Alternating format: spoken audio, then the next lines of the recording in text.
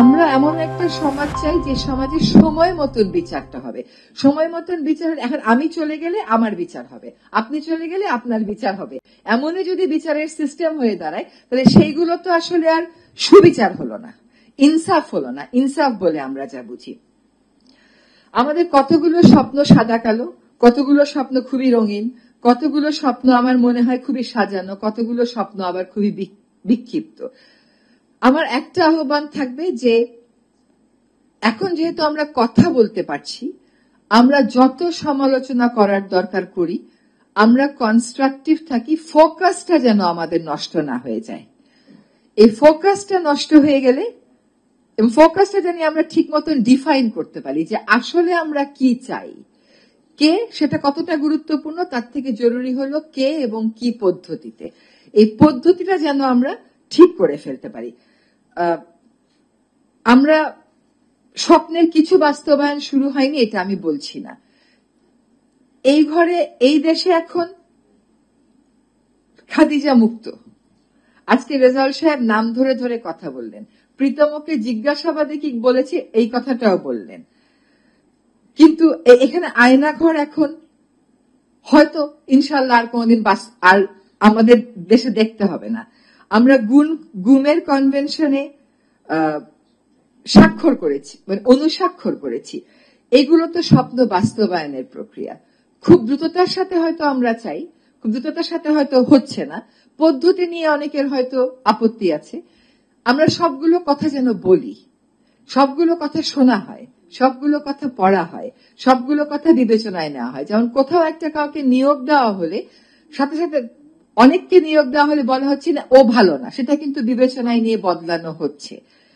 আর স্বপ্নটা তো আমি দেখব না বা সরকার দেখবে না, সকলে মিলে দেখতে হবে। যদি সকলে মিলে দেখতে হবে, যদি সরকারের সাথে যারা স্বপ্ন দেখে সকলের একটা সংযোগ স্থাপন খুবই জরুরি। কতগুলো সংস্কারের কথা হচ্ছে, বদিউল আলম সাহেব নিশ্চয়ই বলবেন। এই সংস্কার প্রক্রিয়াটা শুরু হয়েছে ওই স্বপ্নগুলোকে ধারণ করে।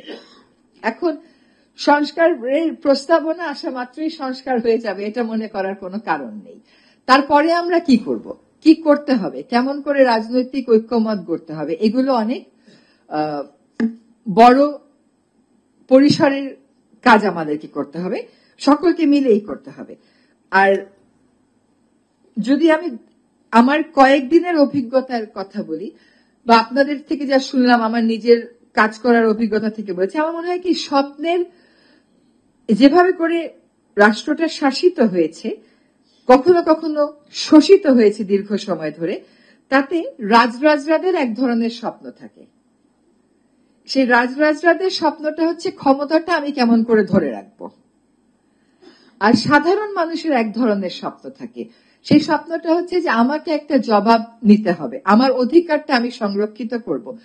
এই যে তাদের একটা স্বপ্ন ক্ষমতা ধরে রাখা, আর সাধারণ মানুষের স্বপ্ন হচ্ছে তার অধিকার প্রতিষ্ঠিত করা, এই দুইটা জায়গার মধ্যে একটা জবাবদিহিতা আমাদেরকে আনতে হবে। এই যদি ক্ষমতার ক্ষেত্রে জবাবদিহিতা না থাকে আর অধিকারের প্রশ্নে যথেষ্ট পরিমাণ স্পষ্টতা না থাকে, তাহলে আসলে স্বপ্ন বাস্তবায়নের পথটা বন্ধুরই থেকে যাবে। তো আমার দৃঢ় বিশ্বাস যে ক্ষমতার ক্ষেত্রে জবাবদিহিতা আমরা আনতে পারবো, অধিকারের ক্ষেত্রেও আমরা জবাবদিহিতা আনতে পারবো। আমরা বলতে আমি শুধু সরকারকে বোঝাচ্ছি না, আমরা বলতে সরকারের পাশাপাশি আমরা সক্রিয় সচেতন একটা জনগোষ্ঠীকে বোঝাচ্ছি। আমাকে এখানে আমন্ত্রণ জানানোর জন্য জিলুর ভাইকে অনেক ধন্যবাদ। আপনাদের কষ্টের কথাগুলো শুনে নিজের কষ্টের পরিমাণ অনেক কমে গেছে। আমরা যে কষ্টগুলোকে একসাথে নিয়ে কষ্ট থেকে উত্তরণের পথে একটা যাত্রা শুরু করেছি, সে যাত্রা যতই চ্যালেঞ্জিং হোক না কেন, আমরা যেন একজন আরেকজনের হাতটা ছেড়ে না দেই। কারণ ফ্যাসিবাদের দোসররা সবখানে আছে, সবখান থেকে পাল্টা আক্রমণ হবে।